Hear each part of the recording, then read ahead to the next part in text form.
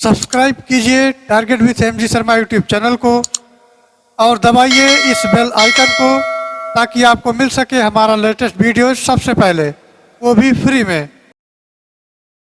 दोस्तों नमस्कार, target with MG Sharma YouTube channel आप सभी का हार्दिक स्वागत एवं अभिनंदन करता है। दोस्तों टो सीरीज की हिंदी और जीएस की कक्षाएं ऑलरेडी चैनल पर अपलोड हैं और रीजनिंग की कक्षाएं अब प्रारंभ हो रही हैं। कृपया आने वाली वीडियो को देखने के लिए चैनल को सब्सक्राइब अवश्य करें और साथ ही बेल आइकन को प्रेस कर लें, जिससे जब भी मैं कोई अगला वीडियो अपलोड करूं सूचना जल्द तक आपके मोबाइल पर हो और आप वीडियो को देख सकें। तो मैं उम्मीद करता हूं कि वीडियो अच्छा लगेगा।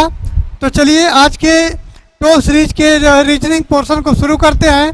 तो हमारा रीजनिंग का पहला प्रश्न है, प्रश्न संख्या 51। निम्नलिखित नाम समूह में असंगत की पहचान कीजिए। अमरूद है, तरबूज है, सलाद पत्ता है, सेब है, कीवी है, आम है, नाशपाती है और अनार है। तो इसमें देखना है कि कौन सा असंगत है, असंगत को छांटना है। तो बात है असंगत की, तो असंगत में देखते हैं कि इसमें जो है कीवी है, अनार है और नाशपाती है, ये सभी जो हैं ये फल हैं। कीवी है, अनार और नाशपाती सभी फल हैं, लेकिन सलाद पत्ता ये जो है पत्ता है, अर्थात ये सलाद की श्रेणी में आता है। सलाद पत्ता जो होता है, सलाद पत्ता ये सलाद की श्रेणी में आता है।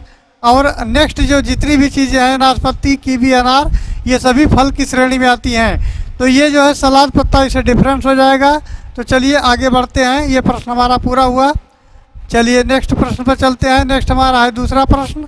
अब दूसरा देखते हैं, दिए गए विकल्पों में से उस आकृति का चयन करें जो निम्नलिखित आकृति श्रृंखला में प्रश्नवाचक चिन्ह दिया गया है को प्रतिस्थापित कर सकती है।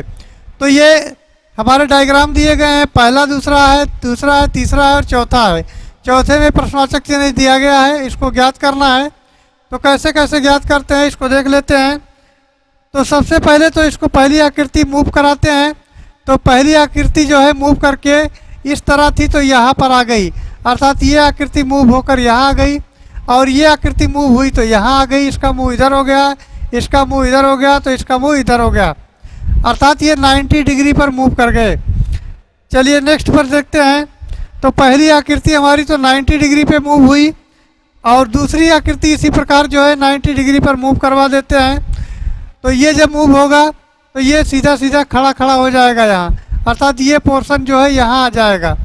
एक बना लेते हैं बगल में, ये वाला पोर्शन ऊपर आ जाएगा और उसके बाद ये इस तरह से जो है दिखाई देगा।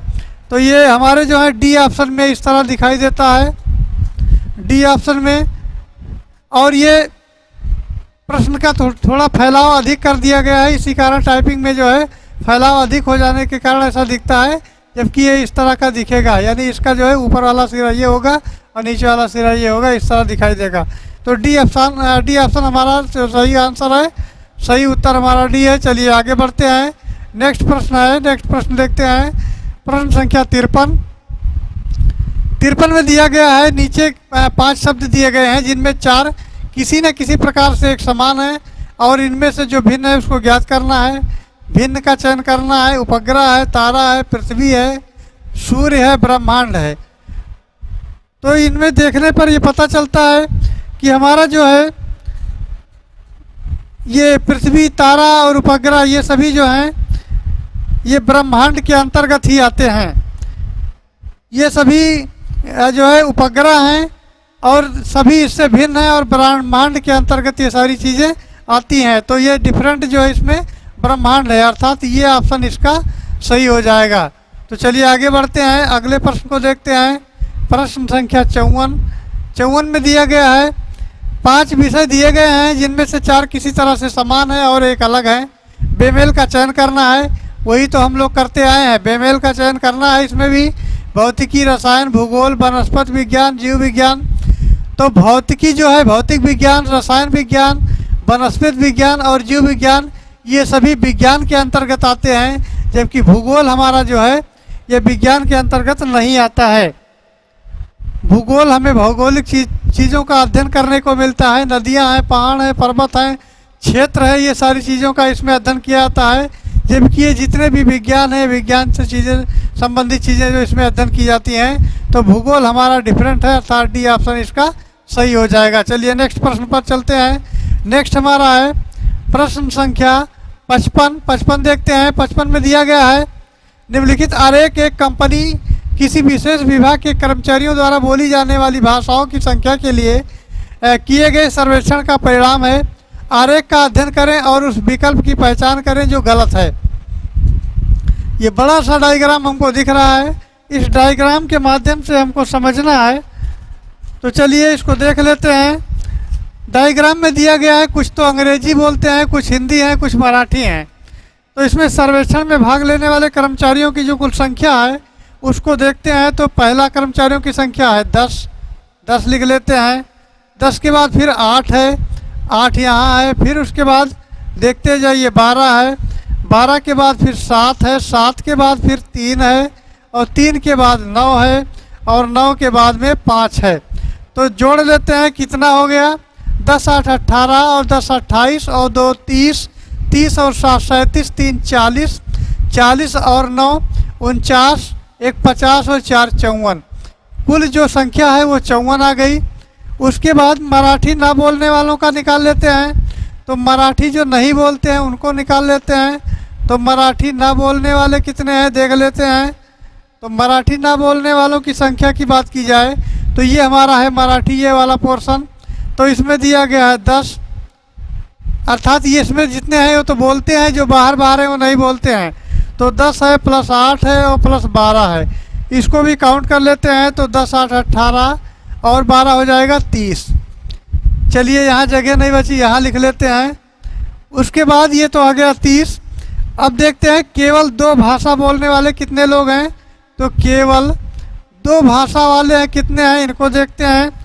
तो 2 भाषाओं वालों की बात की जाए तो 2 भाषा हमारे हैं, हिंदी अंग्रेजी और मराठी हैं, 3 भाषाएं हैं। तो इसमें 8 दिया गया है, यानी हिंदी है, और 7 है अर्थात मराठी है, और 5 है, ये भी मराठी के अंतर्गत आता है।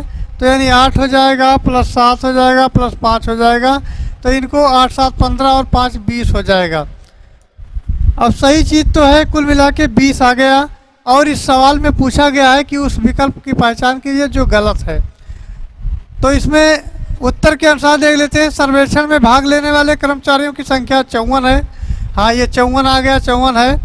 30 कर्मचारी हिंदी बोल सकते हैं। तो 30 कर्मचारी भैया हिंदी बोल सकते हैं, सही है। 30 कर्मचारी मराठी नहीं बोल सकते, तो ये भी सही है। तो हमारा जो ऑप्शन है इसमें 23 कर्मचारी केवल 2 भाषाएं बोल सकते हैं। तो 23 तो आया नहीं, 20 आया है। 2 भाषाओं की बात की जाए तो इसमें जो आया है वो है 20 है। तो 20 का जो है ये डी ऑप्शन राइट हो जाएगा, और बाकी सभी सही है। चलिए आगे बढ़ते हैं। नेक्स्ट हमारा है, यानी डी जो है डिफरेंट है, डिफरेंट चुनना है, तो डी जो है सही आंसर हो जाएगा। चलिए आगे बढ़ते हैं। अगला हमारा प्रश्न है प्रश्न संख्या 56। 56 देख लेते हैं। 56 की बात करें तो 56 में दिया गया है 100 अभ्यर्थियों के सर्वेक्षण में आइसक्रीम फ्लेवर वेनिला चॉकलेट और स्ट्रॉबेरी और उनकी पसंद से संबंध में निम्नलिखित जानकारी प्राप्त की गई है। जानकारी क्या क्या देख लेते हैं। 50 अभ्यर्थियों ने वेनिला पसंद की, 43 ने चॉकलेट की पसंद की, और 28 ने स्ट्रॉबेरी पसंद की, 13 ने वेनिला और चॉकलेट दोनों पसंद किया, 11 ने चॉकलेट और स्ट्रॉबेरी पसंद किया, 12 ने स्ट्रॉबेरी और वेनिला को पसंद किया, और 5 लोगों ने तीनों प्रकार के फ्लावर का आनंद लिया। तो ऐसे कितने अभ्यर्थी हैं जिन्होंने चॉकलेट और स्ट्रॉबेरी तो पसंद किया लेकिन वेनिला को पसंद नहीं किया। ये सवाल घुमा घुमा के दिया गया है। इसको जब तक ध्यान से नहीं पढ़ा जाएगा तब तक ये पकड़ में आने वाला नहीं है। तो चलिए इसको देख लेते हैं, इसका डायग्राम बना लेते हैं। तो डायग्राम की बात की जाए तो इसको पहले डायग्राम के माध्यम से देखते हैं। तो इस तरह डायग्राम हम बना लेते हैं पहले, और डायग्राम के माध्यम से समझने का प्रयास करते हैं। यह रहा हमारा डायग्राम। तो इसमें दिया है 50 अभ्यर्थी हैं, 43 चॉकलेट पसंद करते हैं, तो चॉकलेट की बात की जाए तो चॉकलेट में है,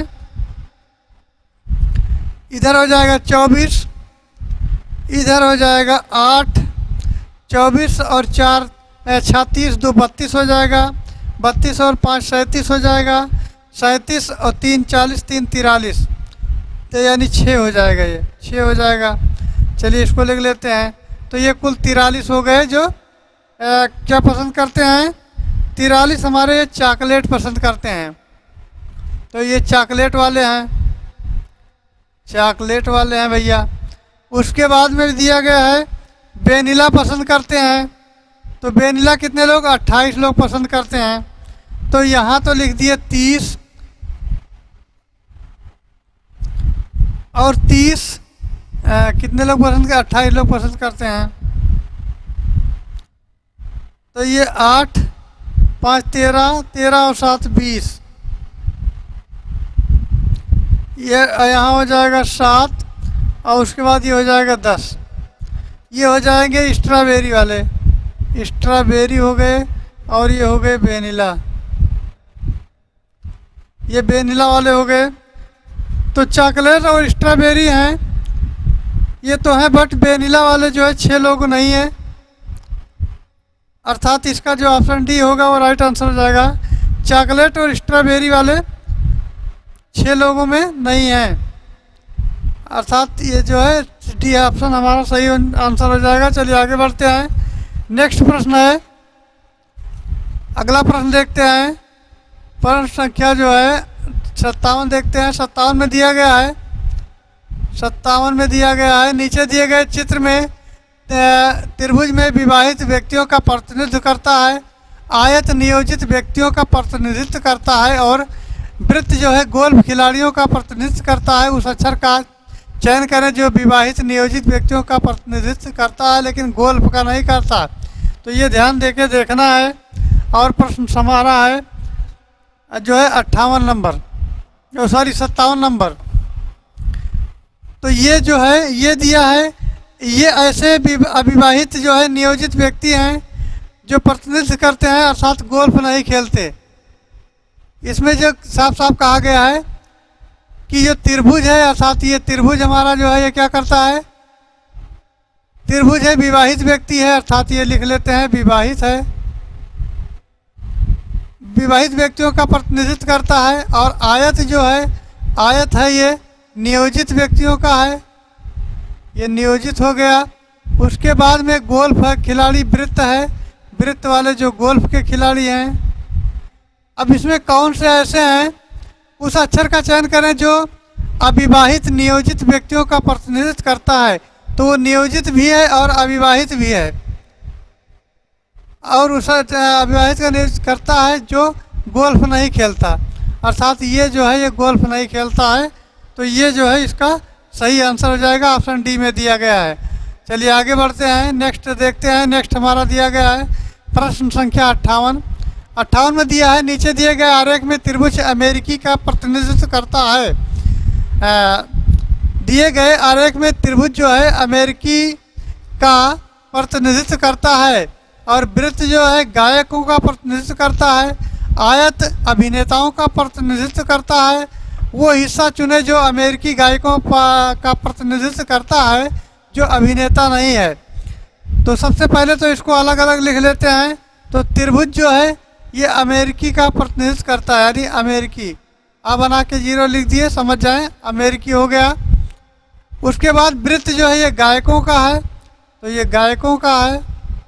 और आयत की बात की जाए तो आयत है अभिनेता हैं, यानी एक्टर्स हैं, अभिनेता। अब इसमें पूछा गया है कि वो हिस्सा चुने जो अमेरिकी गायकों का प्रतिनिधित्व करता है, अर्थात ये जो है अमेरिकी गायकों का यानी त्रिभुज में तो होगा, क्या करता है और अभिनेता नहीं है। तो इसका जो है त्रिभुज में तो होगा लेकिन अभिनेता नहीं है, और अभिनेता ये वो तो अभिनेता है ही, अर्थात इसमें जो सही उत्तर हो जाएगा वो हो जाएगा ऑप्शन ये। ऑप्शन ये जो है ये वाला पोर्शन ये जो है ये प्रतिनिधित्व करता है लेकिन अभिनेता नहीं है। तो ये ऑप्शन राइट आंसर हो जाएगा। चलिए 59 नंबर देखते हैं। 59 नंबर की बात की जाए तो 59 नंबर में दिया गया है, एक डायग्राम बना हुआ है, चित्र को देख करके बताना है इसमें। तो डायग्राम में कितने जो है, एक त्रिभुज बना है, त्रिभुज में कितने चित्र हैं। तो चलिए देख लेते हैं कितने चित्र हैं। चित्रों की यदि बात की जाए तो इसमें एक तो ये चित्र हो जाएगा, एक ये हो जाएगा, एक ये हो जाएगा और एक ये हो जाएगा। तो इस तरह जब काउंटिंग करते हैं तो चित्रों की संख्या हमको ये 13 मिलती है। अर्थात ये 1 2 3 4 5, ये 5 हो गया और प्लस हो गया 5 प्लस 1 प्लस 1 प्लस 1, यानी 5 5 10 और 3 13, कुल 13 चित्र हमको दिखाई देते हैं और 13 चित्र जो है सही आंसर होगा। इसमें थोड़ा डिटेल से जान लेते हैं कि जो एक फलक वाले हैं वो 5 चित्र हैं और 2 फलक वाले हैं वो 5 चित्र हैं और 4 फलक वाले 1 हैं। इसी प्रकार 4 फलक वाले जो हैं 1 हैं और 3 फलक वाले हैं, 2 फलक वाले ये भी 1 हैं। तो कुल मिला के 3 है, 5 5 10 और 3 13 हो जाएगा। चलिए आगे बढ़ते हैं। नेक्स्ट प्रश्न हमारा है प्रश्न संख्या 60। 60 को अब देख लेते हैं। 60 में दिया गया है एक मानक पासा वो होता है, पासे से संबंधित सवाल दिए गए हैं। तो इसको देख लेते हैं। 60 नंबर में ये मानक पासे दिए गए हैं जिनके पृष्ठों में अंकों का योग 7 होता है। नीचे दी गई आकृतियों में किसे अगर मोड़ा जाए तो वो मानक पासा बन जाता है। अर्थात जिनका योग जोड़ करके 7 होता है वो मानक पासा होता है। तो यहाँ देख लेते हैं, ये 4 ऑप्शन दिए गए हैं। अब इसमें देखें, ये लिखा है 3 और 1 4, अर्थात इसमें है ये दूसरी साइड में चला जाएगा तो 3 हो जाएगा, 4 1 4 ये नहीं होगा। बी ऑप्शन देख लेते हैं तो 2 1 3 और 2 1 3 और 4 और 3 7 हो जाएगा, ये भी हो जाएगा। फिर है ये 5, ये 1 मिनट, और 4 और 3 7 ये भी हो जाएगा। तो यानी जो जो जुड़ते हैं 7 बन जाते हैं वो मानक पासा होते हैं। तो इसमें बी ऑप्शन जो है सही उत्तर हो जाएगा, बाकी ये सभी गलत हैं। चलिए आगे बढ़ते हैं। नेक्स्ट हमारा है प्रश्न संख्या 61। प्रश्न संख्या 61 देखते हैं। 61 में दिया गया है नियाज अपने मछली तालाब से मछली बाजार गया। वो सबसे पहले वो 2 किलोमीटर सीधे उत्तर दिशा में गया, फिर उसके बाद वो दाएं मुड़ा, उसके बाद वो सीधे 3 किलोमीटर गया, उसके बाद वो बाएं मुड़ा और मछली बाजार तक पहुंचने के लिए 2 किलोमीटर चला। नियाज के मछली तालाब से मछली बाजार के बीच की छोटी दूरी कितनी है? तो इसको चलिए लगा लेते हैं। और छोटी दूरी की बात की जाए तो छोटी दूरी जो है निकाला जा सकता है, निकाल लेते हैं। तो 60 नंबर देख लेते हैं पहले और इसको स्टेप बाय स्टेप देखते हैं।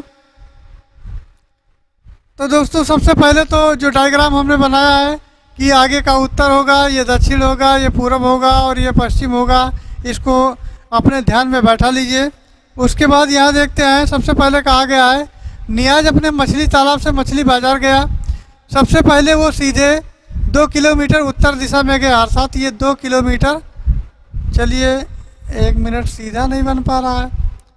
चलिए देखते हैं, ये 2 किलोमीटर गया, अर्थात उत्तर यहाँ से चला तो उत्तर की तरफ ये 2 किलोमीटर गया, यहाँ से यहाँ गया 2 किलोमीटर। उसके बाद प्रश्न कहता है कि वो दाएं मुड़ा यानी दाएं मुड़ गया, इधर मुड़ गया। चलिए इधर मुड़ गया और वो सीधे 3 किलोमीटर गया। चलिए 3 किलोमीटर देख लेते हैं। उसके बाद में फिर वो इधर जब जाएगा तो फिर कहाँ मुड़ता है? ये बाएं मुड़ता है, या बाएं मुड़ गया, अर्थात इधर आएंगे तो बाएं हमारा यही होगा। और बाएं मुड़ करके वो जो है 2 किलोमीटर फिर चल दिया। तो प्रश्न कहता है कि पहले वो 2 किलोमीटर चला, फिर जो है अपने वो दाएं मुड़ा और 3 किलोमीटर चला, फिर वो अपने बाएं मुड़ा जो है 2 किलोमीटर चला, इतना कुल वो चला। फिर इसमें पूछा जा रहा है कि नियाज ने मछली तालाब और मछली बाजार की छोटी दूरी क्या है? तो छोटी दूरी देख लेते हैं। तो अर्थात यहाँ 3 है तो ये भी जो है ये भी दूरी 3 हो जाएगी और ये भी दूरी 2 हो जाएगी। तो ये तो दोनों क्लियर हो गया। उसके बाद देखते हैं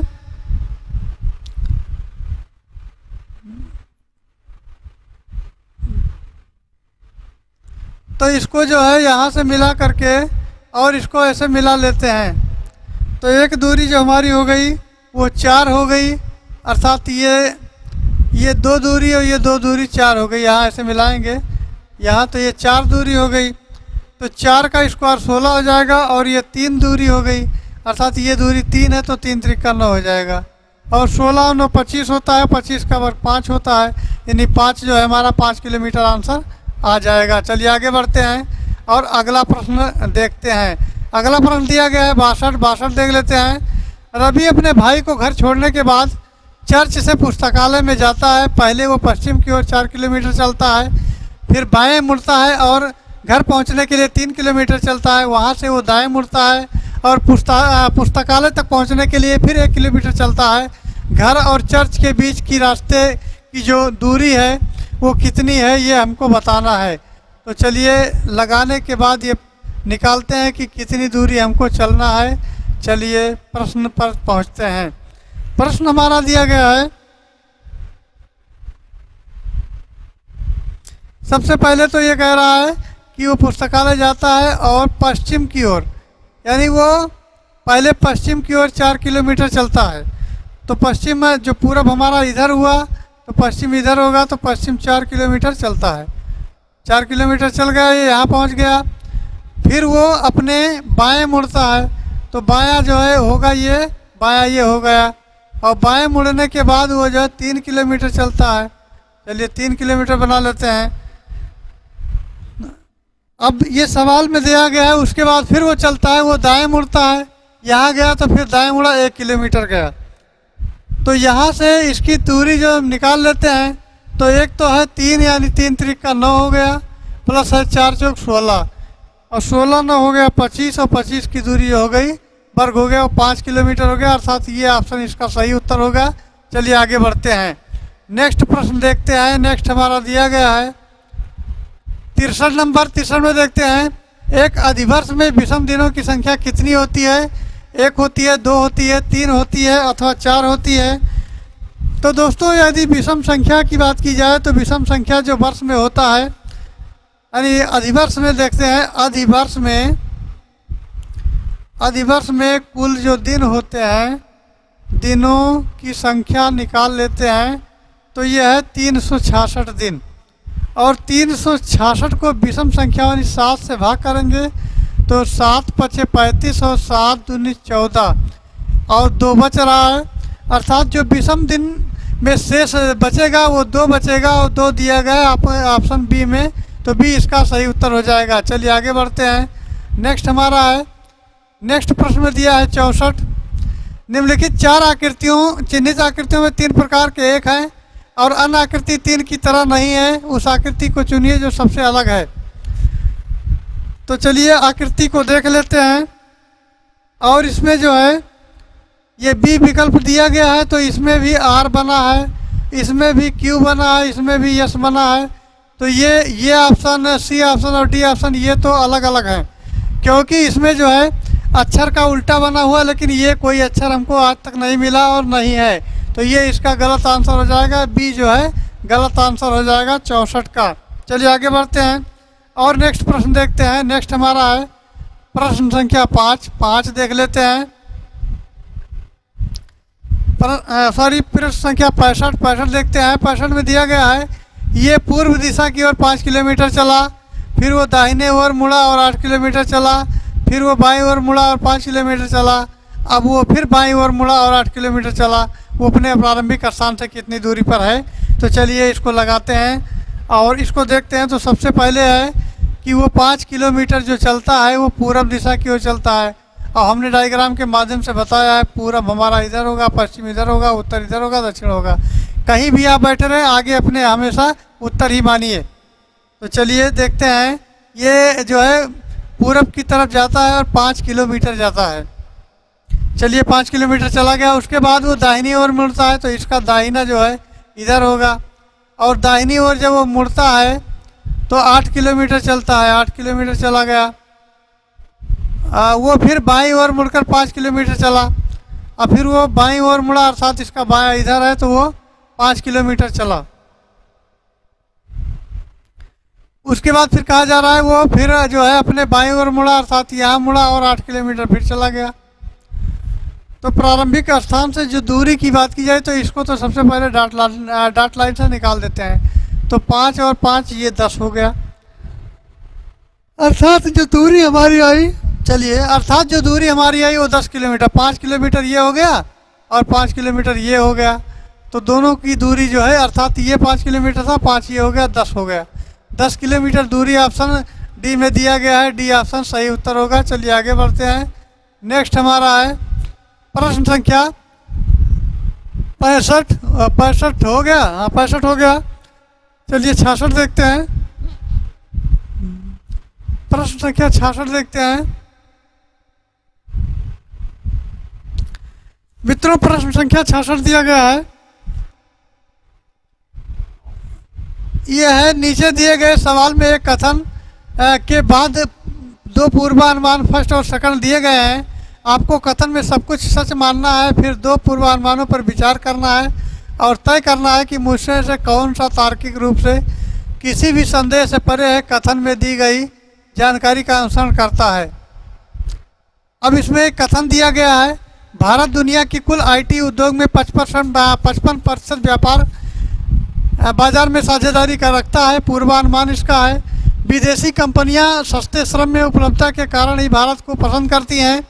और सेकंड दिया है, केंद्र सरकार ने बहुराष्ट्रीय कंपनियों को उनकी प्रगति के लिए विभिन्न सब्सिडी प्रदान की है। तो मित्रों, भारत के दुनिया की जो कुल आईटी उद्योग है वो 55% बाजार की हिस्सेदारी रखता है। और इस संदर्भ में ना तो पूर्वानुमान विदेशी कंपनियों सस्ते श्रम में उपलब्ध करवाने का कारण बनता है और ना ही भारत में कंपनियां उन्हें पसंद करती हैं। तो पूर्वानुमान जो है केंद्र सरकार में बहुराष्ट्रीय कंपनियां जो हैं उनकी प्रगति के लिए सब्सिडी प्रदान करती है, ये अंतर्निहित नहीं है। अर्थात इसका जो पूर्वानुमान होगा ना तो फर्स्ट होगा और ना ही सेकंड होगा। इसका सी ऑप्शन राइट आंसर हो जाएगा, सी। चलिए आगे बढ़ते हैं और नेक्स्ट प्रश्न देखते हैं। नेक्स्ट हमारा है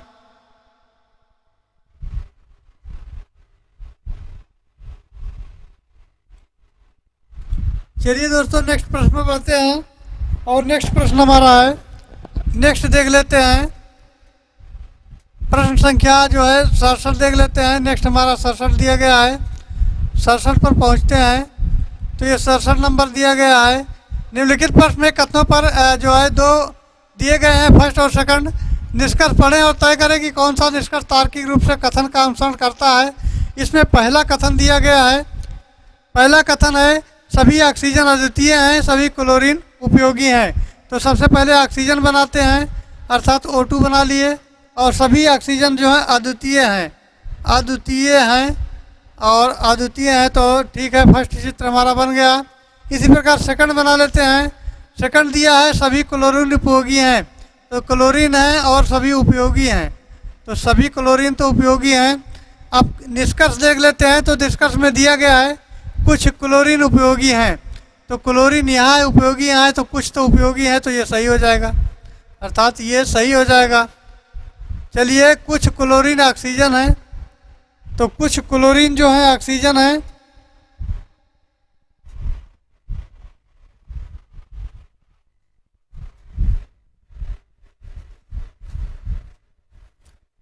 तो सेकंड हमारा जो है अनुसरण कर रहा है, सभी कहाँ गया, सभी ऑक्सीजन अद्वितीय हो गया। कुछ क्लोरीन उपयोगी हैं, तो कुछ क्लोरीन तो उपयोगी हैं, कुछ क्लोरीन ऑक्सीजन है और कुछ क्लोरीन जो है ये ऑक्सीजन नहीं है, तो गलत हो जाएगा, यानी ये गलत हो जाएगा। और फिर नेक्स्ट है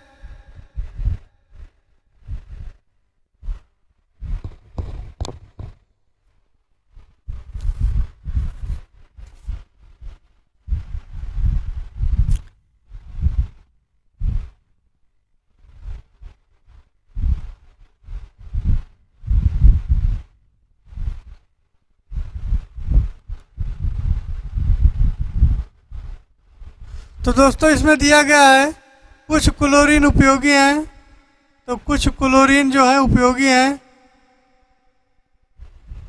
उसके बाद दिया गया है कुछ क्लोरीन ऑक्सीजन है, तो ऑक्सीजन और इससे क्लोरीन से कोई संबंध नहीं है यहाँ।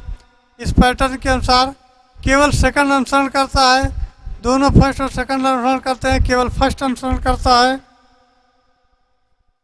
तो ये जो है केवल फर्स्ट अनुसरण करता है, ये फर्स्ट हमारा अनुसरण करता है, तो फर्स्ट सही हो जाएगा, अर्थात केवल फर्स्ट अनुसरण करता है। ये सी ऑप्शन में दिया गया है, ये सी ऑप्शन इसका सही उत्तर होगा। चलिए आगे बढ़ते हैं और नेक्स्ट प्रश्न हमारा है प्रश्न संख्या 68 देखते हैं। 68 में दिया गया है निम्नलिखित कथनों को पढ़े और निम्नलिखित में से कौन सा तर्क मजबूत है, मजबूत तर्क को बताना है। तो कथन दिया गया है, कथन के अनुसार क्या भारतीय सरकार को अनाथालयों को सहारा देना चाहिए। इसमें तर्क दिया है हाँ, खराब आर्थिक और सामाजिक स्थिति सरकार के सहारे की आवश्यकता को इंगित करती है। और दूसरा तर्क दिया है नहीं, फर्जी गैर सरकारी जो संगठन हैं वो अधिक मात्रा में पनपने लगेंगे और धन का दुरुपयोग करते रहेंगे। तो इसमें देखना है कौन सा तर्क मजबूत है। तो दोस्तों इसमें जो है केवल फर्स्ट है, सेकंड है, थर्ड है, तो सेकंड है तो कोई नहीं है। दोनों तर्क जो है आपस में अपनी जगह पर अड़े हुए हैं, अपनी जगह पर मजबूती से काम कर रहे हैं, मजबूत हैं। तो इसका जो सही उत्तर हो जाएगा वो डी हो जाएगा। चलिए आगे बढ़ते हैं, नेक्स्ट प्रश्न देखते हैं। नेक्स्ट हमारा है 69 नंबर। 69 नंबर की बात की जाए तो 69 पर पहले पहुंचते हैं। ये है हमारा 71, 69 में पहुंच जाएं। हाँ ये रहा 69।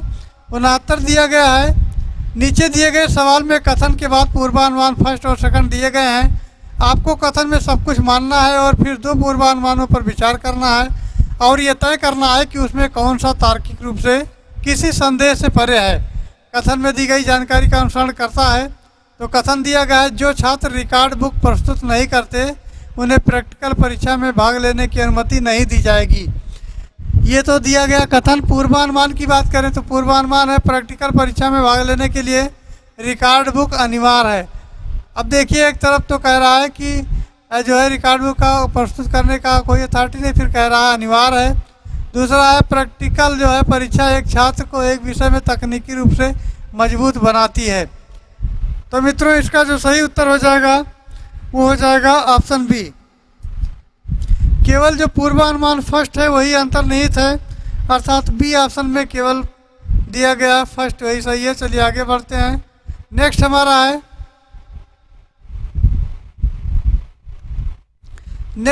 है 70 नंबर।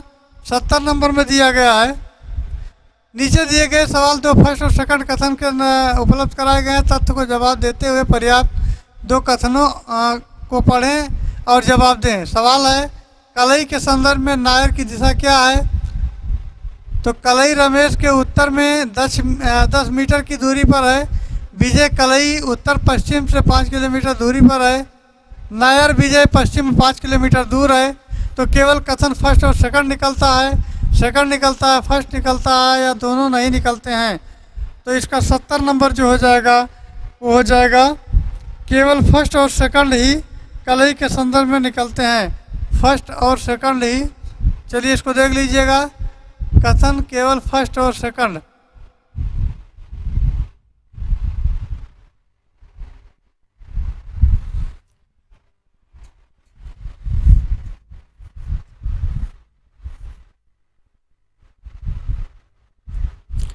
तो फर्स्ट और सेकंड जो है अनुसरण करते हैं। तो कथन जो दिया गया है फर्स्ट और सेकंड उपलब्ध सवाल जवाब देने के लिए पर्याप्त है। ये इसका सही उत्तर हो जाएगा, ये इसका राइट आंसर हो जाएगा। चलिए आगे बढ़ते हैं। तो दोस्तों चलिए अगले प्रश्न पर चलते हैं। अगला प्रश्न हमारा है 71 नंबर। 71 देख लेते हैं। 71 में दिया गया है, पेन ले लें। दिए गए विकल्पों में दूसरी जोड़ी के लिए सापेक्ष शब्द का चयन करें जो पहली जोड़ी से संबंध का अनुसरण करते हुए प्रश्न चिन्ह की जगह पर आएंगे। तो इसको देख लेते हैं, ये क्या आएगा इसमें। तो 71 नंबर है, इसमें दिया गया है बोन है और इसको आर्थोपेडिस, जिस प्रकार बोन संबंधित है आर्थोपोडिस से तो कैंसर संबंधित है ऑन्कोलॉजिस्ट से। चलिए आगे बढ़ते हैं और अगला प्रश्न देखते हैं। तो दोस्तों हमारा अगला नंबर है प्रश्न संख्या 72। 72 देख लेते हैं। 72 में दिया गया है, ये 72 में दिया गया है, एक निश्चित कोड भाषा में यदि रमेश को TBNFTZ लिखा जाता है और MITALI को NJBBNJ लिखा जाता है तो कोड भाषा रणबीर को क्या लिखा जाएगा। तो चलिए इसको देख लेते हैं। तो सबसे पहले इसमें लिख लेते हैं रमेश, R, ये MES और H, इसको लिखते हैं TBNFT और J। R का होता है 18, A का होता है 1, M का होता है 13, E का होता है 5, S का होता है 19 और H का होता है 8। फिर इसी प्रकार यहाँ देख लेते हैं, T का होता है 20, B का होता है 2, N का होता है 14 और F का होता है 6, T का होता है 20 और J का होता है 10। अब यहाँ देख लेते हैं, सबसे पहले तो R को T से मिलाते हैं। तो जब R को T से मिलाएंगे तो ये +2 की वृद्धि होगी। उसके बाद में A से लेकर के B तक जाएंगे तो +1 की वृद्धि होगी। फिर M को लेकर N तक जाएंगे +1 की वृद्धि होगी। फिर E को जो है F तक जाएंगे तो E का 5 और 6 +1 की वृद्धि होगी। फिर S को जो है T तक जाएंगे तो +1 की वृद्धि होगी और H को T तक जाएंगे तो +2 की वृद्धि होगी। तो पहले 2-2 का है, बाकी सब 1-1 का है। तो चलिए इसी प्रकार जो है अगला देख लेते हैं। तो अगला हमको ये इसी प्रकार ये भी लिखा जाएगा। तो मिताली का भी देख लेते हैं, MITALI, इसको लिखते हैं NJ और VN और J। इसी प्रकार M का होता है, M से लेकर के N तक जाएंगे तो 1 की वृद्धि, I से लेकर J तक जाएंगे तो 1 की वृद्धि और फिर A से लेकर के T से लेकर के B तक जाएंगे तो T का होता है 20 और B का होता है +2 की वृद्धि हो जाएगी। A का B तक जाएंगे +1 की वृद्धि होगी। L का 12 होता है और N का L 12 होता है, N 14 तो +2 हो जाएगा, यानी 1 फिर +2 फिर +1 +2, इस तरह का ये कंडीशन फॉलो करता है। तो चलिए रणबीर को देख लेते हैं क्या लिखा जाएगा। तो यहाँ लिखते हैं RAN और BIR। तो ये पैटर्न जब फॉलो करेंगे तो वर्णमाला में अगर विषम संख्या है तो उसमें 1 जोड़ा जाता है और वर्णमाला क्रमांक अगर सम संख्या है तो उसमें 2 जोड़ा जाएगा। अगर विषम है तो 1 जोड़ा जाएगा और सम है तो 2 जोड़ा जाएगा। तो यहाँ देखिए R का होता है 18, R का 18 होता है, A का 1 होता है और N का 14 होता है, B का 2 होता है, I का 9 होता है और R का फिर 18 होता है। चलिए फिर नेक्स्ट देख लेते हैं। तो R से लेकर के जब हम पहुँचेंगे यहाँ तो 20 पर जाएगा यानी T हो जाएगा। 18 से जब 2 की वृद्धि होगी तो ये 20 हो जाएगा और पहले 2 की वृद्धि है। उसके बाद A से लेकर के जाएंगे 1 की वृद्धि जब होगी तो यहाँ B हो जाएगी, B हो जाएगा। उसके बाद में N से जब चलेंगे तो फिर उसके बाद 1 की वृद्धि होगी, अर्थात यहाँ N से चलेंगे तो यहाँ जो है N का मान 14 है और यहाँ 16 हो जाएगा। तो 16 मान हो जाएगा P का, तो यहाँ P लिख देते हैं, अर्थात P हो जाएगा। इसको थोड़ा मिटा लेते हैं, P लिखते हैं यहाँ, तो ये हो जाएगा 16 और P हो जाएगा। उसके बाद में B से जब चलेंगे तो B का मान 2 है और D का मान होता है 4, तो 2 की वृद्धि जब होगी तो ये D हो जाएगा। उसके बाद I का 9 होता है, 1 की वृद्धि होगी तो J हो जाएगा और फिर R का 18 होता है और T का 20 होता है तो 2 की वृद्धि होगी तो T हो जाएगा। तो कुल मिला के जो बन रहा है T, B, P और D, J और T, तो बन रहा है T, B, P, D, J, T। 21 option में दिया गया है तो T, B, P और D, J, T, अर्थात C ऑप्शन में दिया गया है। C इसका सही आंसर हो जाएगा, C इसका राइट आंसर हो जाएगा। चलिए आगे बढ़ते हैं। नेक्स्ट हमारा है, नेक्स्ट प्रश्न की बात करें तो नेक्स्ट प्रश्न में दिया गया है, नेक्स्ट है 73 नंबर। 73 नंबर देखते हैं। इसमें दिया गया है किसी कोड भाषा में फाइट को FHFGS के रूप में कोडित किया जाता है तो उस भाषा में PIECE को कैसे कोड किया जाएगा। तो चलिए इसको भी देख लेते हैं। इसको लिखते हैं FIGH और T, इसको लिखा जाता है ई, एच, एफ, जी और एस।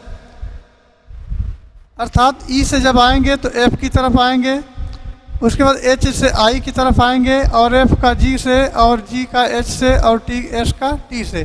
तो ये इधर हमको इस तरह बढ़ना है एक एक करके। सेम पैटर्न फॉलो कर लेते हैं। तो ये वाला पार्ट पहले लिख लेते हैं, अर्थात पी आई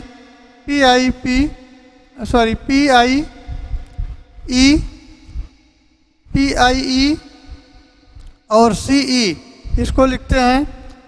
फिर उसके बाद इधर देखते हैं, इधर लिखा जाएगा, अर्थात पी के पहले आता है तो ओ आता है, और आई के पहले आता है एच आता है, ई के पहले आता है डी आता है, और सी के पहले आता है बी आता है, और ई के पहले आता है डी आता है। तो ये हो जाएगा O H D B D.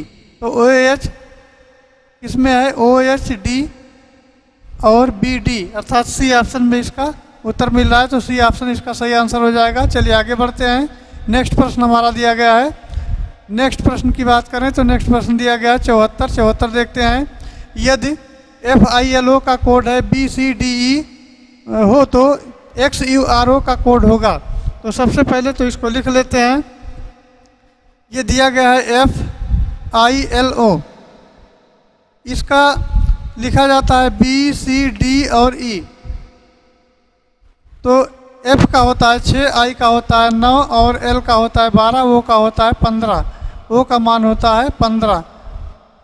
तो यहाँ इसको मेंटेन कर दिए। उसके बाद में B का होता है 2, C का होता है 3, D का होता है 4 और E का होता है 5। तो चलिए इसका मिलान कर लेते हैं। तो F से जब B की तरफ बढ़ते हैं तो B का 2 है, इसमें अर्थात 4 की वृद्धि हो जाएगी। सॉरी, ये 4 की वृद्धि नहीं होगी। इसको भाग करते हैं तो 2 को जब भाग करेंगे, यानी 6 को 2 से भाग करेंगे तो 3 से भाग कर दे रहे हैं। तो 3 दूनी 6, अर्थात 2 से 3 से भाग करेंगे 6 को तो 2 आएगा। इसी प्रकार आई का है, आई को सी से 3 दिया गया है तो इसको भी 3 से भाग करेंगे तो 9 आ जाएगा।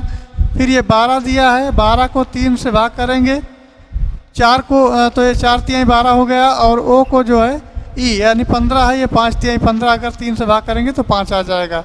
तो ये भागफल यहाँ मिल रहा है, और ये जो है 3 से सभी को भाग कर रहे हैं। यानी 6 को जब 3 से भाग करेंगे तो 2 मिलेगा, 9 को जब 3 से भाग करेंगे तो 3 मिलेगा, यहाँ 3 मिल रहा है। और L को जब 12 से भाग करेंगे, 12 को जो है 4 से भाग करेंगे तो 4 तिहाई 12, यानी 3 से भाग कर दें तो 12 मिल रहा है। फिर इसी प्रकार 15 दिया है, 15 को जब 3 से भाग करेंगे तो 5 मिल रहा है। तो इस प्रकार हमको ये भाग मिल रहा है। ठीक उसी प्रकार से देख लेते हैं।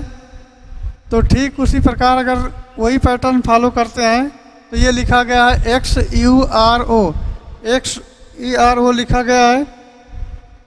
तो इसको देखते हैं। तो इसमें दिया गया है X का होता है, X का मान होता है 24, U का होता है 21, और R का होता है 18, O का होता है 15। अगर सबको 3 से भाग करेंगे तो 24 को अगर 3 से भाग करेंगे, इसको 3 से भाग करेंगे तो ये मिलेगा 3 8 24 यानी 8 मिला, और 3 7 21 7 मिला, और 3 6 18 6 मिला, और 3 5 15 यानी 5 मिला। तो H का मान 8 होता है H का, और 7 होता है G का, और 6 होता है F का, और 5 होता है E का, यानी HGFE कहाँ लिखा हुआ है HGFE, अर्थात ये ऑप्शन में दिया गया है। तो ये ऑप्शन हमारा राइट आंसर हो जाएगा। तो ये सवाल पूरा हुआ। तो चलिए आगे बढ़ते हैं। नेक्स्ट हमारा है 75 नंबर। 75 देखते हैं। 75 की बात की जाए तो 75 में दिया है ये 75 नंबर। इसमें है, मान लीजिए AB की पुत्री है, BC की बेटी है, CD का भाई है, और DE की माँ है। यदि E पुरुष है तो A का E से क्या संबंध है। तो चलिए इसको देख लेते हैं। तो सबसे पहले तो कह रहा है ये B की पुत्री है, अर्थात A यहाँ बना लेते हैं, और ये B की पुत्री है तो ये पुत्री है, इसको गोले में कर लीजिए। उसके बाद फिर कह रहा है B C की बेटी है, तो B जो है C की बेटी है, तो ये भी बेटी है, C की बेटी है। फिर कह रहा है सी डी का भाई है, तो यहाँ लिखते हैं डी, यानी सी डी का भाई है, तो ये भाई है। उसके बाद कह रहा है डी ई की माँ है, तो डी ई की माँ है तो ई यहाँ लिख लेते हैं, अर्थात ये माँ है इसकी। अब यहाँ ये पुत्री हो गई। फिर उसके बाद कह रहा है यदि ई पुरुष है, तो ई ये पुरुष में है तो इसको ऐसे लिख लेते हैं। और डी महिला है, तो क्या ए का ई से क्या संबंध है, अर्थात ए का ई से क्या संबंध है। तो चलिए इसको देख लेते हैं। तो ये तो इसकी हो जाएगी, ये इसका भाई है, इसकी बहन है, इसकी जो है बेटी है, तो इसका हो जाएगी बुआ, हो जाएगी भतीजी। तो यहाँ पर ही इसकी जो है ये भांजी हो जाएगी, तो ये हो जाएगी भांजी। तो भांजी इसमें दिया गया है ऑप्शन बी, तो ऑप्शन बी सही आंसर हो जाएगा। चलिए नेक्स्ट प्रश्न की तरफ बढ़ते हैं। हमारा अगला प्रश्न है प्रश्न संख्या 76 देखते हैं। 76 में दिया गया है निम्न जानकारी को ध्यानपूर्वक पढ़कर नीचे दिए गए उत्तर दें। x प्लस वाई का अर्थ है x वाई का पिता है, और x माइनस वाई का अर्थ है x वाई की पत्नी है, x गुणे वाई का अर्थ है x वाई का भाई है, और x हैच अर्थ वाई का अर्थ है x वाई की पुत्री है। तो m प्लस n हैच जो है कौन सा सत्य होगा। तो चलिए इसको देख लेते हैं। तो इसमें दिया x प्लस वाई का अर्थ है, अर्थात इसका अर्थ है कि ये x प्लस वाई का अर्थ है x वाई का पिता है, तो ये x है और ये y है, तो ये पिता है, अर्थात ये जो है पिता है, इसका x पिता है। उसके बाद फिर है x माइनस वाई का अर्थ है x वाई की पत्नी है, तो x और ये y, तो ये क्या है, x क्या है, पत्नी है, इसको लिख लेते हैं। फिर है x गुणे y का अर्थ है, अर्थात इसका ये भाई है, तो x जो है y का ये भाई है। और उसके बाद फिर दिया है x हैच, यानी x जो y का ये पुत्री है, x जो है पुत्री है। तो इस प्रकार इसको लिख लेते हैं। तो इसमें दिया गया है m प्लस n और हैच, और उसके बाद यल दिया गया है, तो अर्थात ये पिता है, m जो है पिता है, और l जो है पत्नी है, अर्थात एच ये n जो है पत्नी है। एक मिनट इसको मिटा लें, n पत्नी है, तो m जो है इसका, m जो है l का पति है, m l का पति है, अर्थात इस डायग्राम को ऐसे बना लेते हैं। अर्थात m जो है ये पिता है, ये पिता है, और n जो है ये इसका पुत्र है, और यहाँ फिर है l है, तो l इसका है जो पति है, और ये पुत्री है। तो n जो है ये पुत्री है, n पुत्री है, और n का m पिता है, और ये इसका l जो है पति हो जाएगा। तो l जो है कहाँ है, ये m l का पति है, m l का पति है, सी ऑप्शन इसका सही आंसर हो जाएगा। चलिए आगे बढ़ते हैं। नेक्स्ट हमारा है, नेक्स्ट की बात करें तो नेक्स्ट प्रश्न है 77 दिया गया है। एक मिनट इसको ले आए। तो ये 77 दिया गया है। 77 में है, मान लीजिए ए बी की बेटी है, बी सी की बेटी है, सी डी का भाई है, और डी ई की माँ है, तो ई मादा है, तो ए ई कैसे संबंधित है। तो ये 77 नंबर क्वेश्चन है। इसमें कह रहा है ए बी की बेटी है, तो ए जो है यहाँ लिख लेते हैं, बी की बेटी है, अर्थात ये बेटी है, ये बेटी है। फिर कह रहा है बी सी की बेटी है, तो ये सी यहाँ लिख लेते हैं, यानी ये भी बेटी है। उसके बाद डी ई की माँ है, तो डी जो है ई की माँ है, अर्थात यहाँ डी बना लेते हैं, ये माँ है किसकी, ई की माँ है। और फिर कह रहा है सी डी का भाई है, एक कंडीशन है सी डी का, इसको यहाँ बनाते हैं पहले। चलिए पूरा डायग्राम ही फिर से बना लेते हैं। प्रश्न में कह रहा है ये बी की बेटी है तो ये है, और ये बी है तो ए जो है बी की बेटी है, अर्थात ये बेटी हो जाएगी। दूसरा कंडीशन कह रहा है बी सी की बेटी है तो बी ए सी की बेटी है, अर्थात बी ए बी बेटी है और सी की बेटी है। फिर कह रहा है सी डी का भाई है तो सी जो है सी डी का भाई है, अर्थात सी डी का भाई है, तो डी जो है ये सी भाई है। और किसका भाई है? डी का भाई है। डी ई की माँ है तो डी जो है ई की माँ है, अर्थात ई यहाँ बना लेते हैं, ये माँ है। और ये दोनों भाई बहन हैं, भाई और बहन हैं दोनों। यदि ई मादा है, ई जो है ये महिला है, तो ए ई का संबंध क्या है ये बताना है। ये प्रश्न जो हमको ये बताना है। तो ये इसके भाई बहन हो गए, अर्थात ये इसका जो है ई ये हो गया मामा हो गया, और ये भांजा हो गया, अर्थात ये भांजी हो गई। तो ए ई का संबंध क्या है? अर्थात ये भतीजी हो जाएगी, भतीजी। और भतीजी दिया है बी ऑप्शन में, तो बी इसका सही आंसर होगा। चलिए आगे बढ़ते हैं। नेक्स्ट प्रश्न हमारा है, नेक्स्ट देखते हैं। तो नेक्स्ट में दिया गया है 78 नंबर, यह 78 नंबर क्वेश्चन है। 78 में दिया गया है यदि a@b का अर्थ है ए बी की बेटी है, ए हैच का अर्थ है ए हैच बी का अर्थ है ए बी की बहन है, यदि ए स्टार बी का अर्थ है ए बी का पिता है, तो डब्लू और @x star Y hatch Z का अर्थ क्या होगा? ये डब्लू भाई और एक भाई और बहन है, यानी डब्लू के एक भाई और एक बहन है। तो चलिए इसको लगा लेते हैं। तो सबसे पहले ये दिया गया है ए का, ए है @b का अर्थ है ए जो है ए बेटी है बी की, ए बेटी है। चलिए नेक्स्ट है, नेक्स्ट है ए हैच, यानी ए हैच बी का अर्थ है ए जो है बी की बहन है, ये बहन है। और फिर ए स्टार लगा हुआ है, स्टार का अर्थ बी का अर्थ है ए स्टार बी का अर्थ है ए जो है बी की यानी पिता है, ये ए पिता है बी का। तो चलिए इसको थोड़ा सा मिटा के फिर आगे लिखते हैं। तो इसको मिटा लें।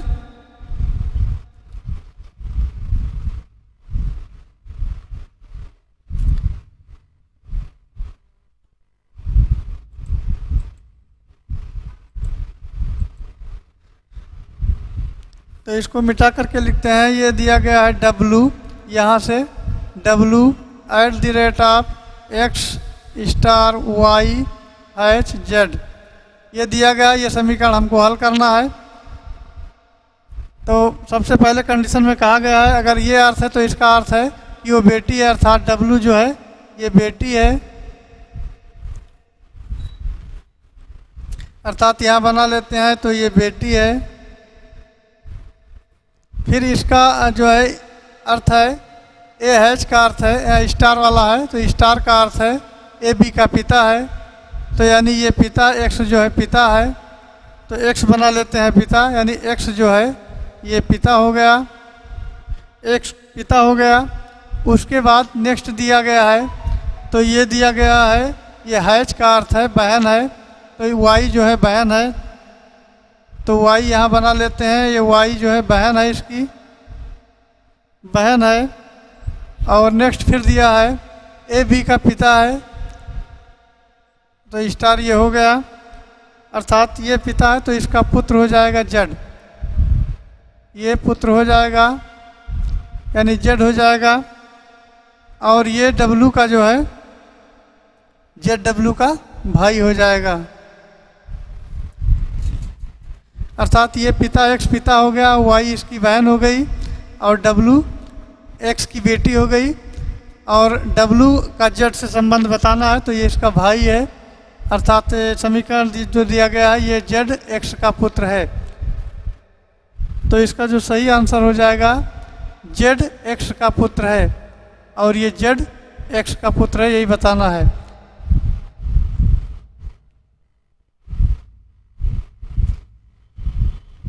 तो ये सही हो जाएगा।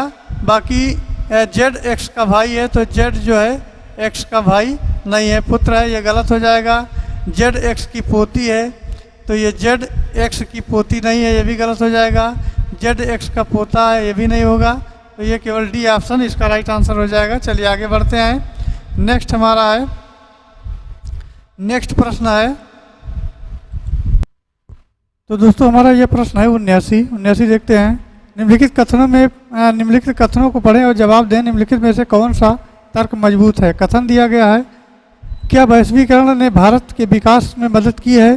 तो तर्क दिया गया है, हाँ, चूंकि वैश्वीकरण उपायों को 90 के दशक में उत्तरार्ध में शुरू किया था और भारत स्थिर आर्थिक वृद्धि हासिल करने में सक्षम हो गया था, जबकि अन्य विरासत अर्थव्यवस्थाएं मंदी से संघर्ष कर रही थीं।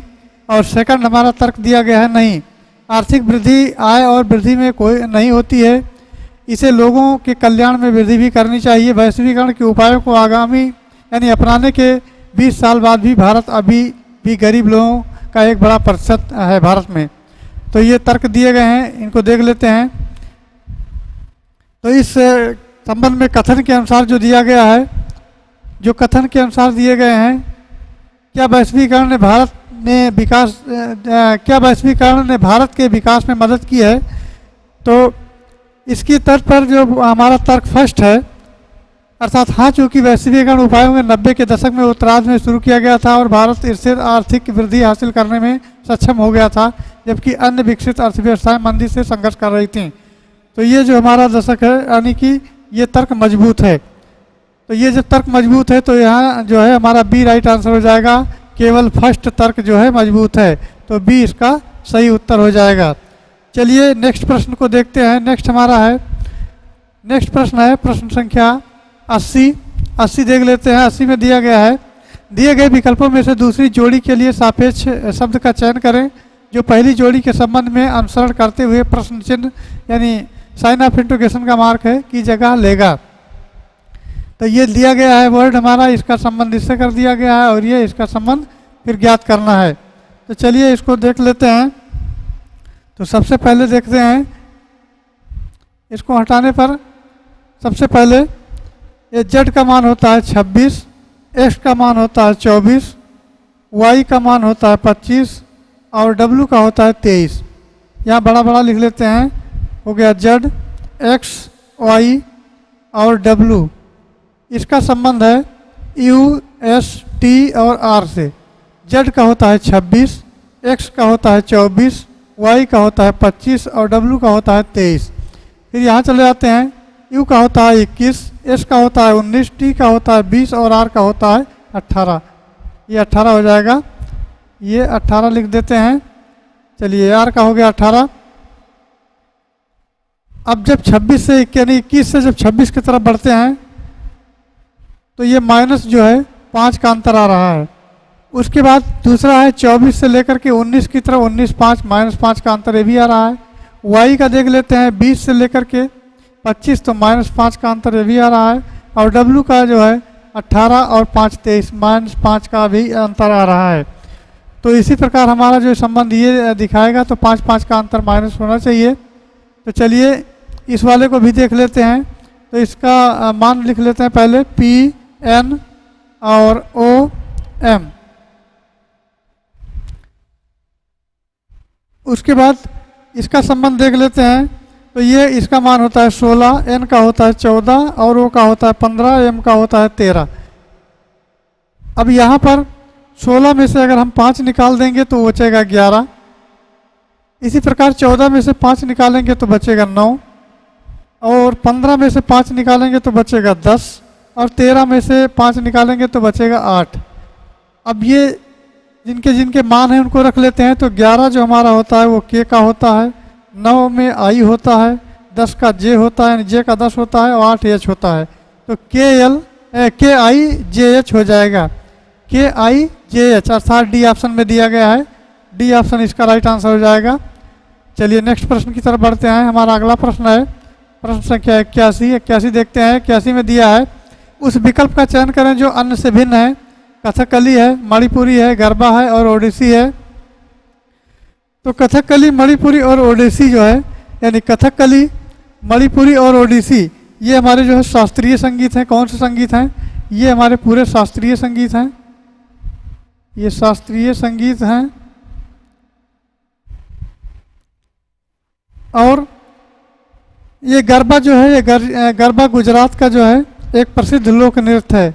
ये गरबा लोक नृत्य है और ये सभी शास्त्रीय संगीत हैं। कथकली, मणिपुरी, ओडिसी शास्त्रीय संगीत है और गरबा गुजरात का लोक नृत्य है। तो ये गरबा डिफरेंट है, इसलिए सी इसका आंसर हो जाएगा और ये डिफरेंट हो जाएगा।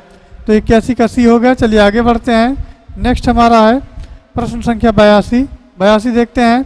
82 में दिया गया है निम्नलिखित श्रृंखला में प्रश्नवाचक चिन्ह के स्थान पर क्या आएगा। तो 2 दिया है, 7 दिया है, 16 दिया है, 29 दिया है और ज्ञात करना है। तो चलिए इसको देख लेते हैं।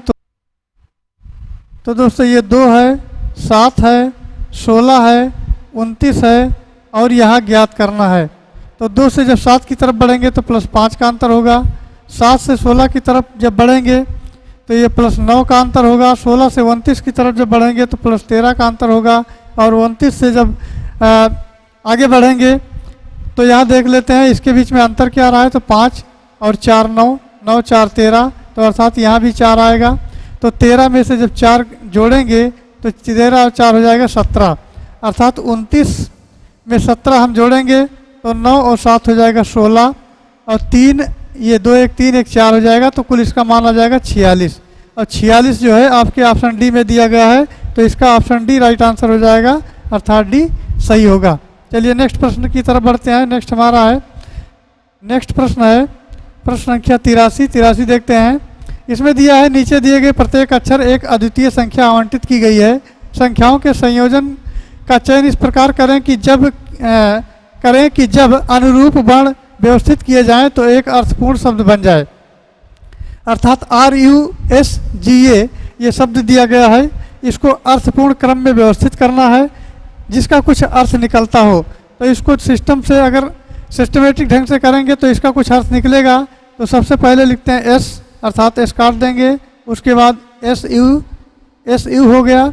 उसके बाद G लिखेंगे, फिर A लिखेंगे, फिर R लिखेंगे। तो ये हो जाएगा शुगर, और शुगर मीन्स होता है चीनी। शुगर मीन्स होता है चीनी। तो चीनी, ये शुगर हमको मिल गया। अब यहाँ देखते हैं, इसका पैटर्न देख लेते हैं। तो यहाँ पैटर्न दिया गया था, अर्थात R का 1 है, तो R का 1 है और U का है 3, S का है 5 और G का है 7, उसके बाद A का है 9। इसी जब क्रम बदलेंगे इसका शुगर लिखेंगे SUGAR, तो इसका भी क्रमांक रख देते हैं। तो S का यहाँ 5 मिलता है, 5 रखेंगे। U का 3 है, G का 7 है, A का 9 है और R का 1 है। तो 53,791 हमको मिल रहा है, वो ऑप्शन बी में दिखाई दे रहा है। 53,791 अर्थात इस प्रश्न का बी सही उत्तर हो जाएगा। चलिए आगे बढ़ते हैं। नेक्स्ट प्रश्न है 84 देखते हैं। 84 में दिया गया है, किसी कूट भाषा में टोमेटो को ब्रिंजल के रूप में जाना जाता है और ब्रिंजल को रेडिश के रूप में जाना जाता है, रेडिश को कैबेज के रूप में जाना जाता है और कैबेज को ओकेरा के रूप में जाना जाता है। तो ज़मीन के नीचे उपजाई जाने वाली सब्जी को क्या कहते हैं। तो चलिए इसको एक 1 बाय 1 लिख लेते हैं। तो टोमेटो को क्या कहा जाता है, ये टोमेटो को कहा जाता है ब्रिंजल, BRINJL। टोमेटो को ब्रिंजल कहा जाता है। इस प्रकार ब्रिंजल को कहा जाता है रेडिश कहा जाता है। फिर रेडिश को कहा जाता है कैबेज और कैबेज को कहा जाता है OKRA। तो यहाँ बताया जा रहा है कि ज़मीन के नीचे उपजने वाली सब्जी को क्या कहेंगे, तो रेडिश को कहेंगे, रेडिश अर्थात कैबेज। कैबेज इसका रेडिश के सामने कैबेज है और कैबेज इसका सही उत्तर हो जाएगा, अर्थात ये ऑप्शन इसका राइट आंसर हो जाएगा। कैबेज इसका ये हो जाएगा, ये इज राइट आंसर। चलिए आगे बढ़ते हैं। नेक्स्ट प्रश्न है हमारा 85 देखते हैं। 85 में दिया है, निम्नलिखित अनुक्रम में कौन सा अक्षर समूह का अगला होगा। ये क्रम दिया गया है और इस क्रम के अनुसार अगला समूह हमको बताना है। तो M से M की तरफ 0, E से लेकर चले F तक तो +1, प्लस 1 हो गया।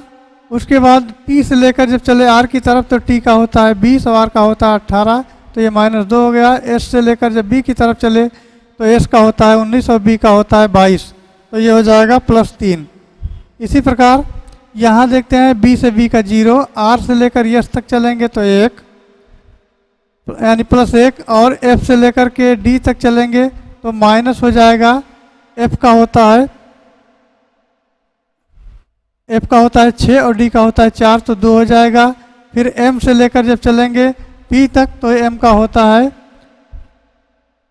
13 और 13 P का होता है 16, तो यहाँ 3 का अंतर हो जाएगा। फिर इसी प्रकार P से P 0, D से E का 1 और S का Q से 2 और B का Y से 3। फिर इसी प्रकार यहाँ 0 1 2 3 ऐसे आ जाएगा।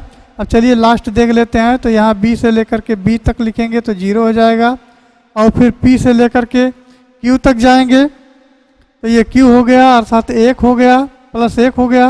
फिर D से लेकर यानी -2 यहाँ करना है, तो ये D दिया गया, इसका मान 4 है तो 2 का हो जाएगा B -2। उसके बाद यस आता है, यस का होता है 19, और 19 से जब 3 बढ़ाएंगे तो 19 से 3 जब जाएगा तो हो जाएगा ये 22 का मान होता है B का। तो कुल मिला के हमें जो उत्तर मिल रहा है B मिल रहा है, उसके बाद Q मिल रहा है, फिर B मिल रहा है, फिर B मिल रहा है, अर्थात B Q B B, ये उत्तर हमको मिल रहा है। तो ये कहाँ मिल रहा है, किस ऑप्शन में दिया गया है, तो B Q और B B, ये जो है B ऑप्शन में मिल रहा है। यहाँ जो है C ऑप्शन में मिल रहा है। चलिए इसको फिर से साफ कर लेते हैं, तो ये C जो है हमारा सही उत्तर हो जाएगा, इसमें मिल रहा है। चलिए आगे बढ़ते हैं, नेक्स्ट प्रश्न हमारा है, तो हमारा क्वेश्चन है 86 में दिया यदि m बराबर 170 तो w बराबर ज्ञात करना है। तो m का जो क्रमांक होता है, वर्णमाला क्रमांक होता है, वो 13 होता है। तो सबसे पहले तो 13 का जो है ये स्क्वायर करेंगे और +1 जोड़ेंगे, तो 13 को 13 से जब गुणा करेंगे 13 × 13 तो ये हो जाएगा 169, और 169 में अगर 1 जोड़ेंगे तो 170 हो जाएगा। 170 जो कि हमको यहाँ मिल रहा है, तो यही पैटर्न यहाँ भी फॉलो करना है। तो इसके लिए घन और वर्ग याद होना बहुत ही ज़रूरी है। तो चलिए इसको देख लेते हैं। तो W का जो हमारा क्रमांक होता है वो 23 होता है, और 23 को जब हम वर्ग करेंगे और +1 जोड़ेंगे तो 23 को 23 से गुणा कर लीजिए। 23 को 23 के गुणा करेंगे तो 3 3 का 9, 3 दूनी 6 और 2 3 6 और 2 दूनी 4, 9 6 6 12, ये 529 हो जाएगा। तो ये हो जाएगा 529 और +1 तो ये हो जाएगा 530, अर्थात 530 इसका सही उत्तर हो जाएगा, जो C ऑप्शन में दिख रहा है। तो C ऑप्शन इसका राइट आंसर होगा। चलिए आगे बढ़ते हैं, नेक्स्ट प्रश्न हमारा है 87 देख लेते हैं। 87 में दिया है निम्नलिखित अनुक्रम में कौन सा अक्षर समूह अगला होगा। अगला अक्षर समूह ज्ञात करना है। तो मित्रों इसमें दिया गया है, लिखा गया है गेम का क्रमांक दिया गया है 26। तो इसको सबसे पहले जोड़ लेते हैं। तो G का मान होता है 7, A का होता है 1, उसके बाद M का होता है 13 और फिर होता है E का होता है 5। इसको जोड़ लेते हैं, 7 1 8, 8 10 18, 18 और 3 21, 21 और 5 हो जाएगा 26। इसका मान 26 दिया गया है लास्ट में। फिर ये भी ऐसे है, देख लेते हैं। तो H का होता है 8 प्लस C का 3 प्लस N का 14 प्लस G का 7, तो ये जोड़ेंगे 8 3 11, 11 और 14, 11 और 14 हो जाएगा आपका 25, 25 और 5 30, 2 32 ये हो जाएगा। 32 यहाँ दिया गया है। सेम इसका भी देखते हैं। तो I का होता है 9, D का होता है 4, O का होता है 15 और H का होता है 8। तो 9 4 13, 13 दूना 26 और 2 28, 28 और 8 36, तो ये 36 हो जाएगा। ये 36 दिया गया है। सेम इसी पैटर्न पर आगे बढ़ते हैं। तो K का होता है 11 प्लस E का होता है 5 और Q का होता है 16 और 16 और उसके बाद I का होता है 9। तो इसको जोड़ लेंगे, 11 5 16, 16 32, 32 और 8 40, 1 41, ये गलत हो रहा है कहीं। K का होता है 11, E का होता है 5 और Q का होता है 17, तो ये हो जाएगा 42 हो जाएगा। ठीक है, 17 इसको जोड़ लीजिए, Q का 17 होता है। उसके बाद नेक्स्ट हमारा है, सबको जोड़ के देख लेते हैं। L का होता है 12, प्लस जी का होता है 7 प्लस आर का 18 होता है और के का होता है 11। तो यहाँ इसको जोड़ते हैं तो 12 और 7 19 होता है, 19 और 1 20 और 10 30, 30 और 10 40, 8 48 होता है, जो 48 ये दिया गया है। तो चलो इसको पहले सबसे साफ कर लेते हैं और सेम पैटर्न लागू करते हैं। यहाँ जो है हमको ज्ञात करना है। तो यहाँ देख लेते हैं 26 से अगर 32 की तरफ जब बढ़ते हैं तो जब 26 से 32 की तरफ बढ़ते हैं तो 6 का अंतर होता है और 32 से 36 की तरफ बढ़ते हैं तो 4 का अंतर होता है। उसके बाद जब फिर 36 से 42 की तरफ बढ़ते हैं तो 4 2 6 का अंतर होता है। उसके बाद जब 42 से 48 की तरफ बढ़ते हैं तो 6 का अंतर होता है। तो यहाँ उस जब ये 6 हो गया, 4 हो गया, 6 से हो गया तो फिर 4 हो जाएगा। अर्थात जब 48 से हम बढ़ेंगे तो 4 जोड़ेंगे तो 48 और 4 हो जाएगा 52 हो जाएगा। और 52 के सीरीज में हमारा उत्तर मिलेगा। ये चीज़ कन्फर्म हो गई कि 52 के सीरीज में उत्तर जो है मिलेगा। और 52 के सीरीज में देख लेते हैं एक ही उत्तर है जो बी ऑप्शन है। चलिए इसको जोड़ लेते हैं। ये बी ऑप्शन तो राइट आंसर हो जाएगा। यम का होता है 13 प्लस एच का होता है 8 और उसके बाद में क्यू का होता है 17, यानी क्यू होता है 17 और सॉरी ये फिर से देख लेते हैं। ये पैटर्न यहीं से गलत हो रहा है। तो यहाँ जो है एम का होता है 13 और एच का होता है 8 और एस का होता है 19 और यल का होता है 12। इसको जोड़ लेते हैं 52 आ जाएगा। तो 13 8 21 21 और 9 30 10 40 40 और 10 50 2 52, ये 52 आ गया। अर्थात ये बी सही उत्तर हो जाएगा। चलिए आगे बढ़ते हैं। नेक्स्ट हमारा है 88। 88 देखते हैं। 88 में दिया गया है 4 बहनें सुनीता, पुनीता, विनीता और जूली, ये सभी उम्र भिन्न है इनकी। सुनीता सिर्फ पुनीता से छोटी है, विनीता जूली से छोटी है। चारों में सबसे छोटी कौन है? तो देख लेते हैं इस सवाल को हल करके सबसे छोटी कौन है। तो मित्रों जब 88 नंबर की बात की जाए तो यहाँ दिया गया है 4 बहनें सुनीता, पुनीता, विनीता, जूली हैं, सभी की उम्र भिन्न है। तो सुनीता सिर्फ जो है सुनीता सिर्फ पुनीता से छोटी है, तो ये पुनीता लिखेंगे। और सुनीता सिर्फ पुनीता से छोटी है, तो यहाँ सुनीता हो जाएगा। अर्थात सुनीता सिर्फ पुनीता से छोटी है। उसके बाद फिर नेक्स्ट देता है विनीता जूली से छोटी है, तो यहाँ विनीता जो जूली से छोटी है तो यहाँ जूली लिखेंगे और ये विनीता लिखेंगे। तो यहाँ ये एक क्रम बन जाएगा। और यहाँ फिर पूछा गया है कि चारों में सबसे छोटी कौन है? तो सबसे छोटी विनीता है। अर्थात विनीता सबसे छोटी है और विनीता दिया गया है ऑप्शन बी में। तो बी इसका राइट आंसर हो जाएगा। चलिए आगे बढ़ते हैं। नेक्स्ट हमारा है 89। 89 देखते हैं। 89 में दिया गया है @49 स्टार 49% 23 2 3 और ये डॉलर का निशान दिया है। 2 है, 1 है, 5 है, 7 है और ये त्रुटि का निशान है। 9 है, 3 है, 5 है, बराबर है, 8 है, 5 है। ये सभी क्रमांक दिए गए हैं। इन क्रमांक के अनुसार तो सवाल में दिया है संख्या 2 के बाद एक विषम संख्या कितनी बार आती है? तो संख्या 2 के बाद विषम संख्या कितनी आती है ये देखना है। तो चलिए देख लेते हैं इसमें, इस पूरे क्रमांक में। तो पहले तो संख्या है संख्या 2 के बाद एक विषम संख्या कितनी बार आती है? तो संख्या पहले 2 होगी, फिर उसके बाद विषम संख्या होगी। 2 और विषम हमको देखना है। तो यहाँ देखते हैं 2 है विषम संख्या 1 ये हो गया, फिर है 2 है विषम संख्या हो गया 1 हो गया, फिर है इसके बाद में 2 है और विषम संख्या ये 3 हो गया, और फिर 2 है ये सम संख्या हो जाएगी, 2 है विषम संख्या 4। तो कुल मिला के जो है ये 4 बार आती है। 4 बार जो है ये 4 बार आती है। अर्थात सी ऑप्शन इसका सही उत्तर हो जाएगा। तो 89 का सी हमारा राइट आंसर हो जाएगा। चलिए आगे बढ़ते हैं। नेक्स्ट प्रश्न है 90। 90 देखते हैं। निम्नलिखित व्यवस्थापन का अध्ययन करें और निम्नलिखित प्रश्न का उत्तर दें। ASAT और ये सिंबल दिया गया है, फिर उसके बाद ये लेटर्स लिखे गए हैं, फिर अंक लिखे गए हैं, फिर लेटर्स हैं, फिर सिंबल हैं दिए गए। इस अनुक्रम में सभी संख्याओं के प्रतीकों को निकाल दिया जाता है। तो सबसे अधिक बार आने वाला स्वर यानी वाबल जो होता है उसकी पहचान करना है। तो चलिए पहचान कर लेते हैं। तो इसमें जो सिंबल है सबको निकाल देते हैं। ये सिंबल है, ये सिंबल है और सिंबल ये है, तो इनको निकाल देते हैं। तो सिंबल निकालने के बाद में हमारा बचता है ए, एस, ए और टी। फिर बचता है P, Q, 1, 2, 4, S, you, T, इतना बचता है। और इसमें देखना है कि कौन सबसे ज़्यादा बार आ रहा है। तो ये एक बार, 2 बार आ गया ये। तो ये ऐसी संख्या, ये ऐसा लेटर है जो 2 बार आ रहा है, तो ये डी में दिया गया है, अर्थात डी इसका सही उत्तर हो जाएगा। चलिए आगे बढ़ते हैं। अगला है 91। 91 देखते हैं। 91 में दिया गया अगर चिन्ह गुणे को भाग में बदल दिया जाता है, माइनस को प्लस में बदल दिया जाता है, तो नीचे दिए गए व्यंजन का मान ज्ञात करना है।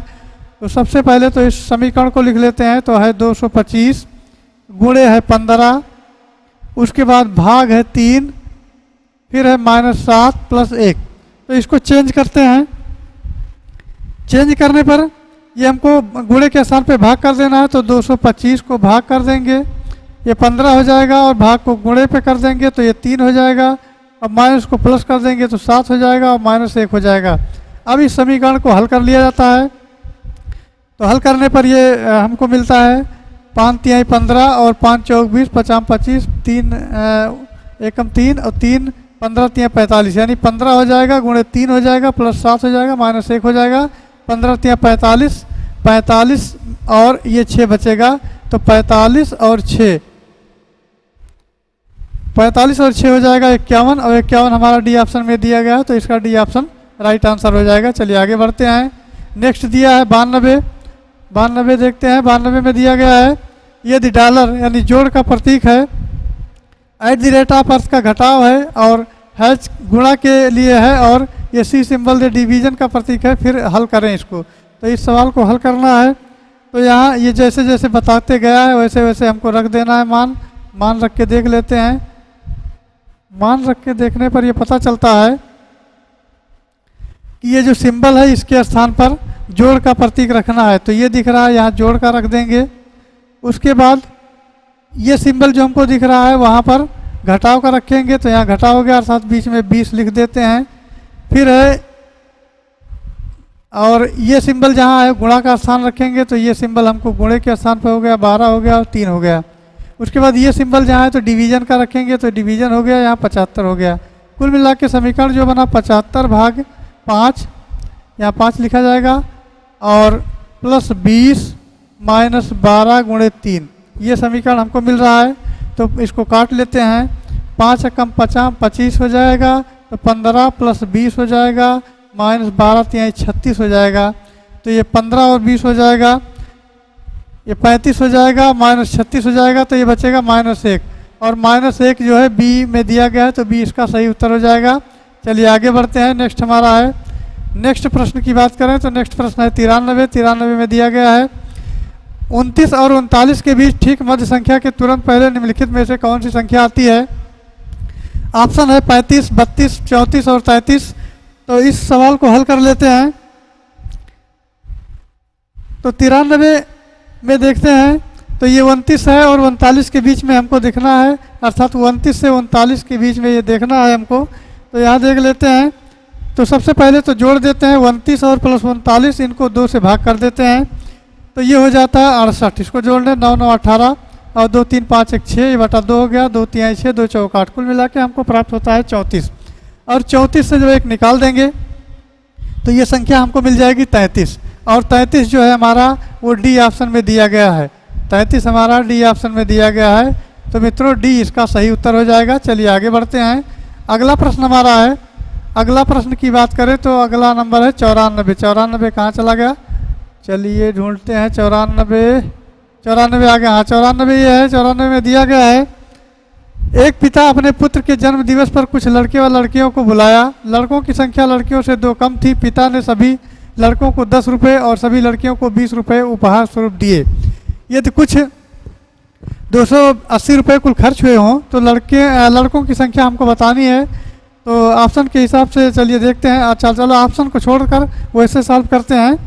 तो इसमें दिया गया है लड़कियों की संख्या जो मानी गई है तो इनको मान लेते हैं।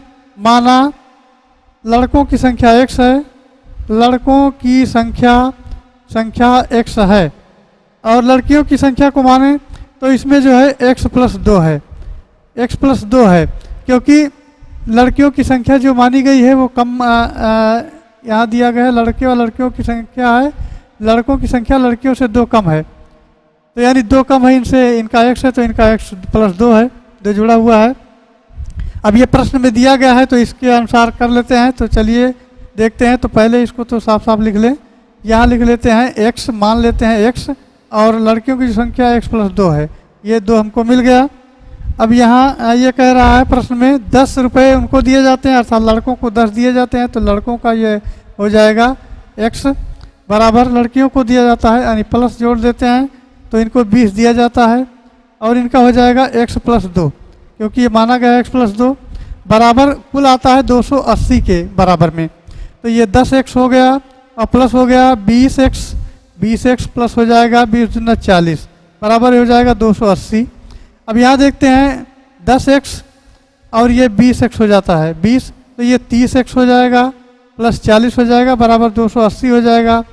अब यहाँ मित्रों 30x बराबर में 280 में से 40 घटा देते हैं, क्योंकि ये इधर जब आएगा तो माइनस हो जाएगा, तो कुल मिला के 30x बराबर हमारा बच जाएगा इधर 240, तो ये 0 0 काट लेते हैं, 3 है 3 8 24, यानी x का मान जो हो जाएगा हमारा 8 आ जाएगा, x बराबर जो आएगा बराबर 8 आ जाएगा।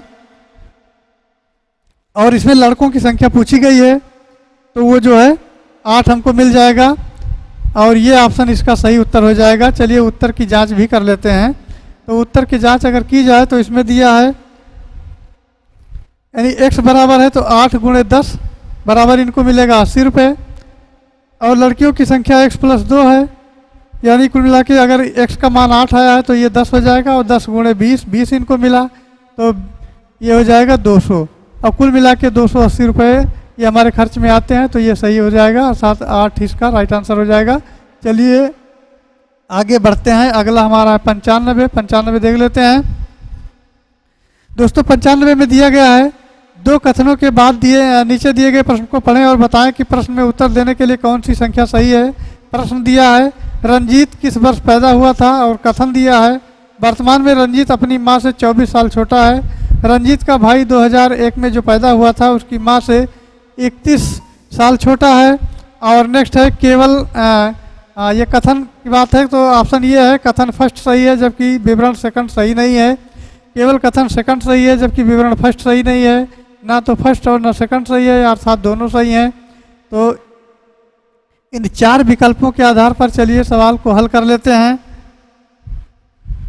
तो रंजीत के भाई का जन्म जो है वो 2001 में हुआ है, तो यहाँ देखते हैं रंजीत के भाई का जो जन्म है 2001 में हुआ था, ये साफ साफ पता चल रहा है इसमें।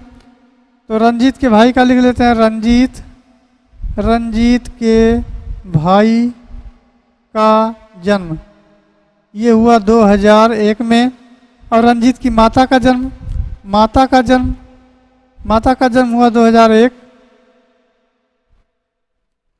अर्थात ये उस समय 31 वर्ष की थी, उस समय ये 31 वर्ष की थी। ये कहाँ चला गया, 95 है, हाँ चलिए ठीक है 95।